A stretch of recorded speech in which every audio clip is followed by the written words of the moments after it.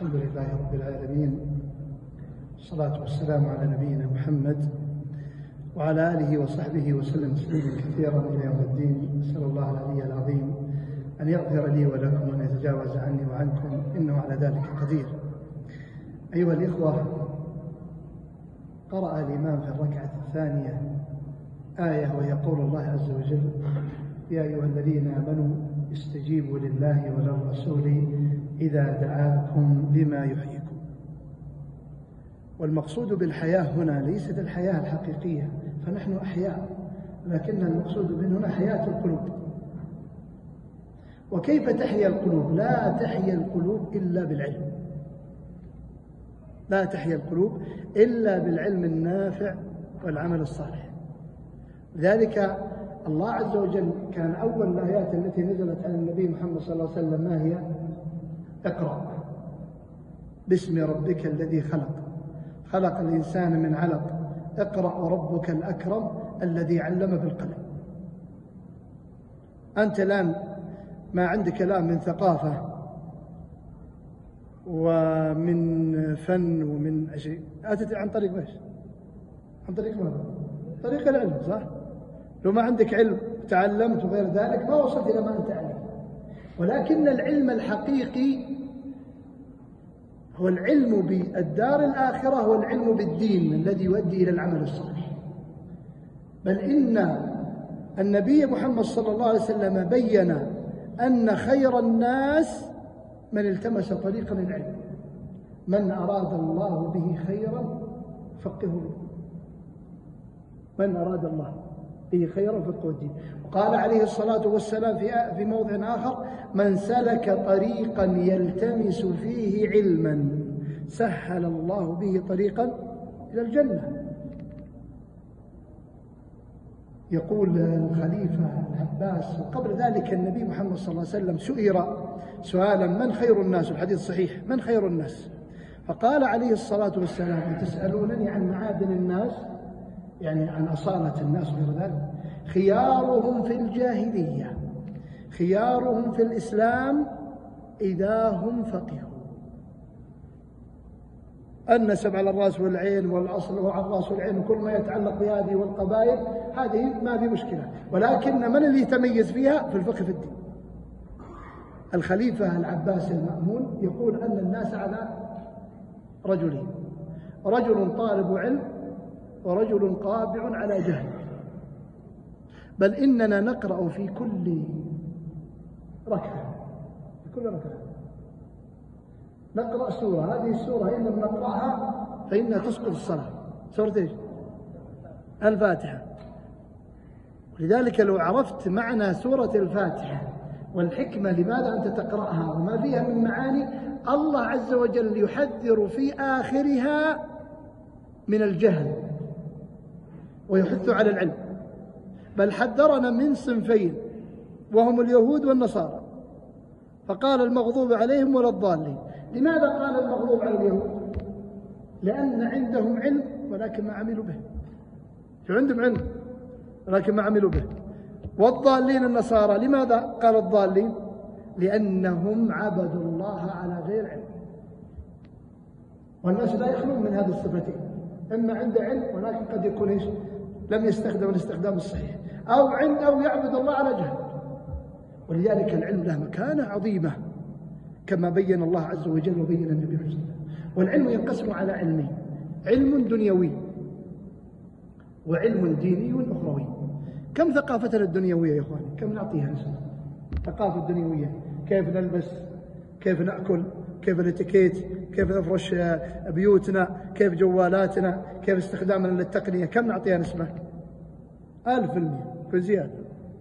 هل أنت قبل 5 سنوات في الثقافة الدينية مثل الكلام ولا أحسن؟ والله ما أحسن. قطرنا جددناه، وجوالاتنا يمكن جددنا فرش البيت، وحتى في علومنا وفي ضيافتنا نبغى الشيء الزين.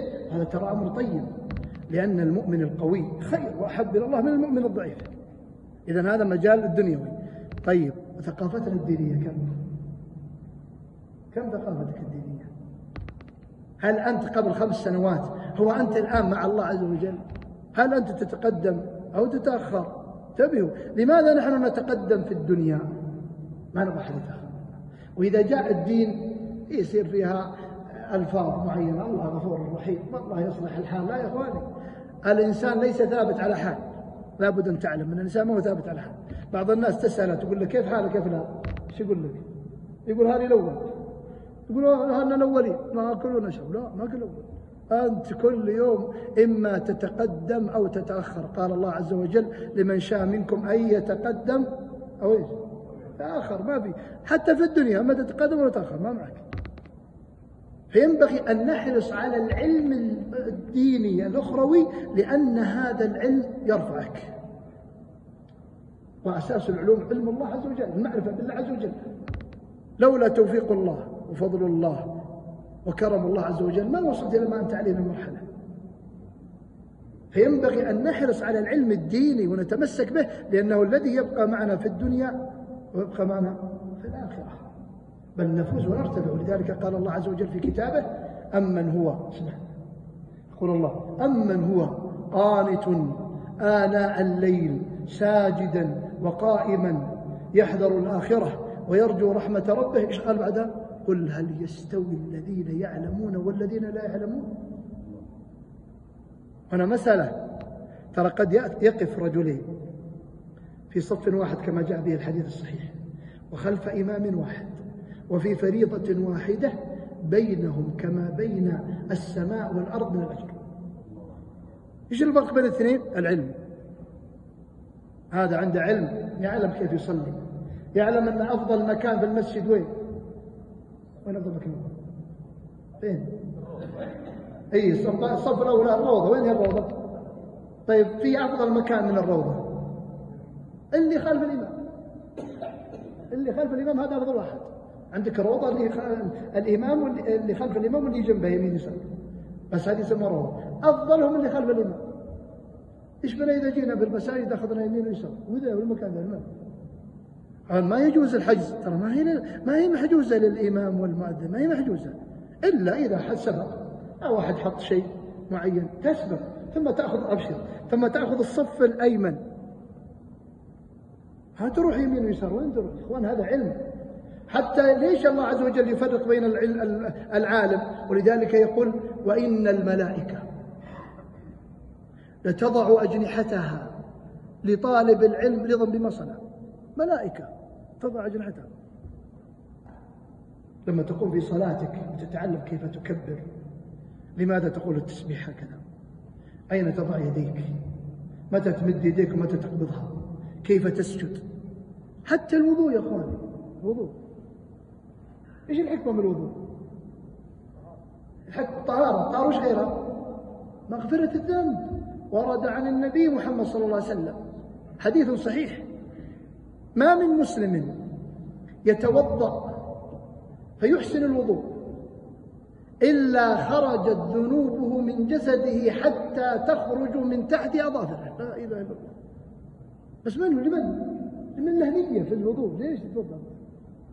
ولذلك الوضوء يتعلق بإيش؟ ايش يتعلق بالوضوء؟ ايش الجوارح اللي نغسلها؟ أغلب الجوارح ترتكب الذنوب والمعاصي، صح؟ نوضيها حسيا، ولكن إذا احتسبت أنها تكفر الذنوب وأنها تقربك إلى علام الغيوب فإن هذا يكون عندك علم نافع. ولذلك كان أول حديث ذكره الإمام البخاري في كتابه إنما الأعمال بالنيات. وترى النية فيها علم، النية فيها علم. تصلي السنة الراتبة فتحتسب فيها عدة نوايا،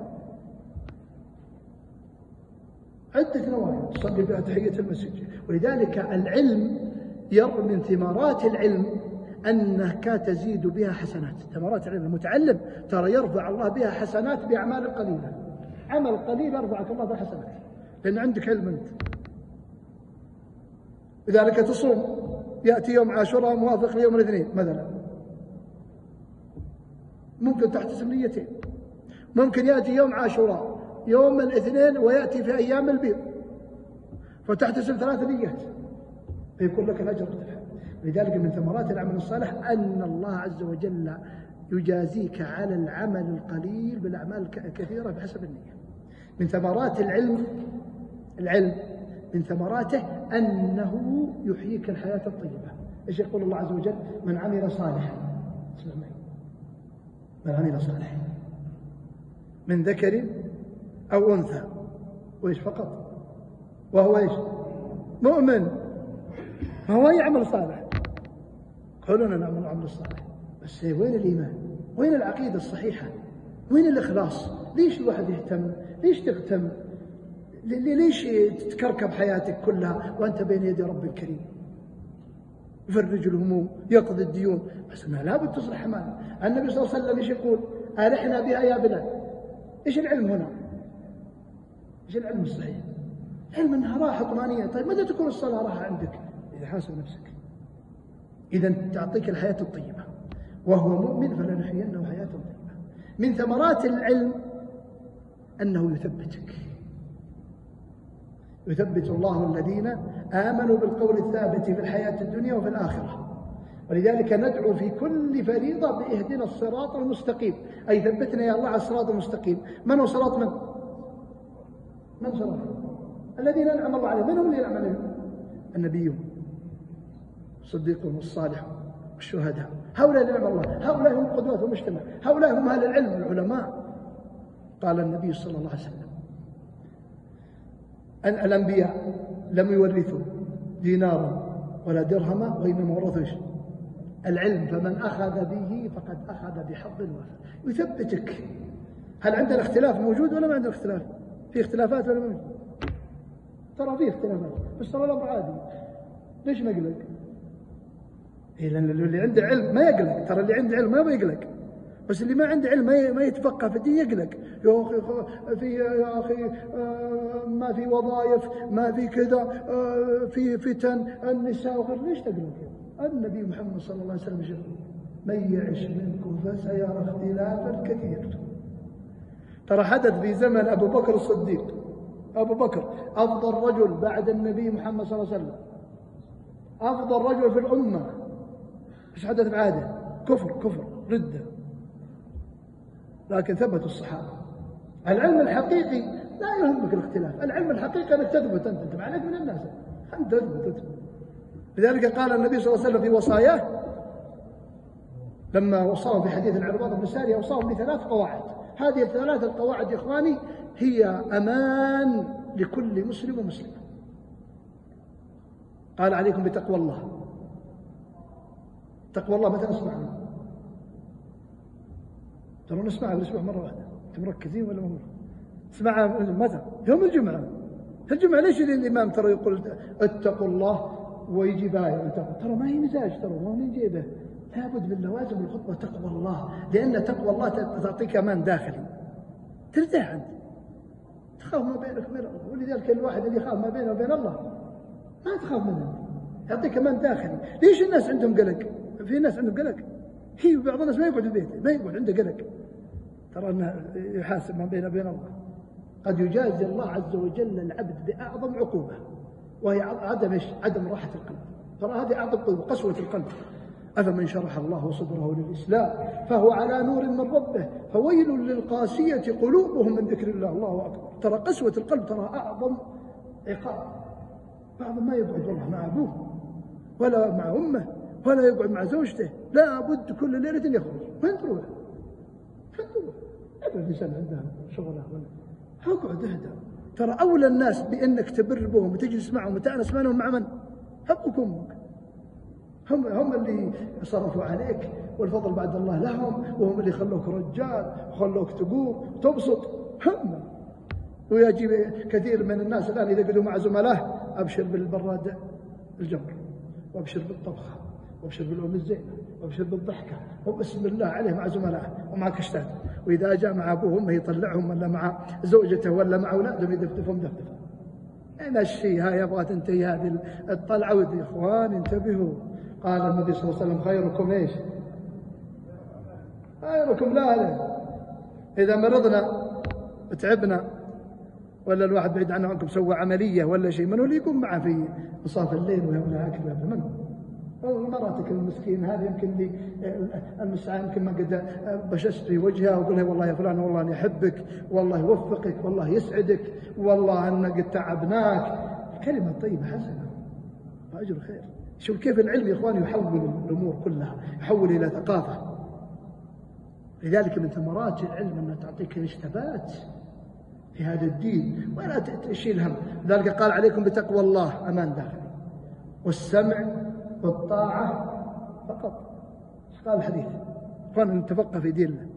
سمع طاوع وإن تأمر عليكم عبد حبشي كأن رأسه زبيبة. ليش هذه الأوصاف؟ حتى يبين لنا إيش؟ ترى السمع والطاعة ما هو مزاج، مو على كيفك. أعجبك شيء تأخذ به، ما أعجبك شيء تبدأ تنتقد وتبدأ تثير المجتمع، وإذا جلست في مكان تثيره ما يجوز لك. هذا ولي أمر عنده مصلحة ما تدري عنها أنت، ما تدري. ولذلك أنا أقول ولي الأمر. أنا أسألكم سؤال، هل بالله يا إخواني في أب يريد يخرب بيته وأسرته؟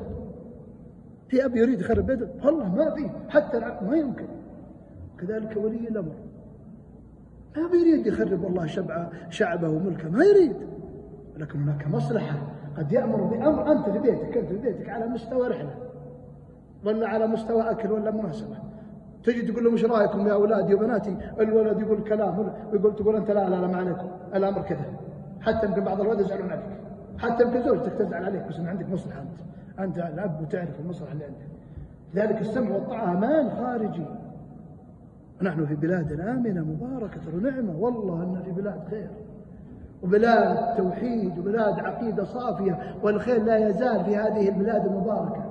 ينبغي أن نسمع ونطيع. النبي محمد صلى الله عليه وسلم تنازل على النبوة في صلح الحديبية عندما قالوا محمد، كتب النبي صلى الله عليه وسلم محمد رسول الله، فقال مندوب قريش احنا لو نعرف أنك رسول الله كان ما عاد حاربناك، ما نعرف إلا أنك محمد بن عبد الله، لابد تبعث رسول الله دي.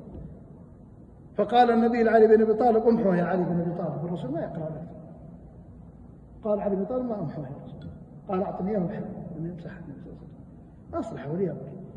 إذن يا إخواني قال السمع والطاعة وإن تأمر عليكم عبد حبشي كأن رأسه زبيبة. ولذلك ينبغي أن نكون يدا واحدة مع ولاة أمرنا. إذا جلست في مجلس وسمعت واحد يقول والله يا أخي ما في وظائف، والله أنهم وظفوا البنات وخلوا الأولاد، والله كذا، ترى الرزق بيد من؟ رزق بيد من يا ابن؟ والله عز وجل. ترى الله يختبرنا. ترى شوف كيف إيماننا، كيف علمنا، كيف عقيدتنا. ينبغي أن نلتف نعرف أن هناك مصلحة قام بها ولي الأمر. السمع والطاعة وإن تأمر عليكم عبد حبشي كان رأسه زبيبة. ثم قال النبي صلى الله عليه وسلم فإنه من يعش منكم فسيرى اختلافا كثيرا. إيش قال في الوصية الثالثة؟ فعليكم بسنتي وسنة الخلفاء الراشدين المهديين من بعد، تمسكوا بها. ما نتمسك بها؟ ما نتمسك يعني انتبه. ترى الهداية ما بتجي الواحد في بيته تدق عليك في بيتك. روح اطلب العلم. الحمد لله وسائل التواصل الاجتماعي الآن، مجالس العلم، الكلمات. إذا حضرت مسجد ولقيت فيه كلمة وأنت ما عندك ظرف طارئ ولا عندك وين تروح؟ اجلس يا إخواني. ترى لو جلست يمكن 5 دقائق 10 دقائق نزلت عليك الرحمة وغشيتك السكينة ونزلت عليك الرحمة وحفتك الملائكة، وقال الله قوموا مغفورا لكم قد بدل السيئات حسنات. الله أحسن هذا العظيم. تمسك بالسنة يعني تطلب الهداية، تطلب العلم. وسائل التواصل الحمد لله تفتح أنت على أي علم، على أي شيء يجيك المقاطع. وبعدين سبحان الله العقول البشرية يوم جابت الذكاء الاصطناعي ترى نعمة وتراه وبعد. أنت بس تدخل على اليوتيوب تشغل مثلا فضل العلم ولا فضل كذا ولا خيرات، تجيك بعدها المقاطع كلها فيها خير، لأن على طول عرف البرنامج، عرف أنك دخلت على المقطع هذا، فقرأ فكرتك أنك تحب هذه المقاطع فأرسل لك كل المقاطع. وإذا عندك مقاطع والعياذ بعيد عنكم سيئة، يرسل عليك كل المقاطع سيئة. والله أن في خير وفي نعمة. هذا فضل العلم أيها الإخوة. فقال تمسكوا بها وعضوا عليها بالنوابج. شوف النوابج وين هي؟ الأضراس القوية. يعني كأن سيأتي اختلاف وستأتي فتن وأنت ثابت متمسك على دينك لا يضرك شيء. فالله أيها الإخوة في طلب العلم والتثقف فيه ونيله والقراءة والاطلاع، لأن تنور لك حياتك. قال الله عز وجل كذلك أوحينا إليك روحا من أمرنا ما كنت تدري ما الكتاب ولا الإيمان ولكن جعلناه نورا نهدي به من نشاء من عبادنا. نور لك في طريقك، لا تشيل هم. ما أصاب المسلم من مصب ولا نصب حتى الشوكة كفر الله بها ذنوبه. إذا أصابتك سراء شكرت، وإذا أصابتك ضراء صبرت، وليس ذلك إلا للمؤمن. إذن العلم له منزلة عظيمة لنطلبه ولنحرص عليه، فإن ذلك يرفعنا بها درجات ويرزق به الحياة الطيبة ويثبتنا الله عز وجل على القول الثابت. حج مع النبي صلى الله عليه وسلم، واختم بهذا المقولة، حج مع النبي محمد صلى الله عليه وسلم 100 وقيل 24,000 وقيل 14,000، كلهم صحابة. من تميز منهم؟ المبشرون بالجنة. ليش؟ لزيادة العلم والفضل. طيب المبشرون بالجنة من تميز منهم؟ الأربعة الخلفاء الراشدين، أبو بكر عمر عثمان علي، قدر العلم والفضل والمكان. طيب الأربعة الخلفاء الراشدين من تميز منهم؟ أبو بكر وعمر. طيب أبو بكر وعمر من تميز منهم؟ أبو بكر. كذلك أنت في دين الله، أنت في دين الله تتميز بقدر علمك، بقدر اجتهادك، وبقدر دعوتك إلى الله عز وجل، وبقدر ثباتك. وترى العلم هو لابد يكون شيخ ولا يكون دكتور ولا يكون مطوع. وش رأيكم؟ العلم له مميزات ولا لا يا إخوان؟ العلم بين يدي الناس كلهم. إذا جلست مع إخوانك في طلعة والإقرأ، قل يا إخواني خلونا نسبح الله دقيقة، نذكر الله دقيقة، والله نصلينا المغرب مع الإمام الفلاني. يا إخواني الآيات الفلانية هذه إيش معناها؟ إيش معنى الآيات الفلانية؟ ذكر أنفسنا والناس فيهم خير. هذه وقفات بسيطة مع فضل طلب العلم. أسأل الله العلي العظيم كما جمعني وإياكم في هذا المكان أن يجمعنا مع نبينا محمد صلى الله عليه وسلم في الفردوس الأعلى من الجنة، وأن يغفر لي ولكم ولآبائنا وأمهاتنا ولمن له حق علينا ولمن أوصانا بالدعاء وصيناه ولمن أحبنا فيه وحببناه.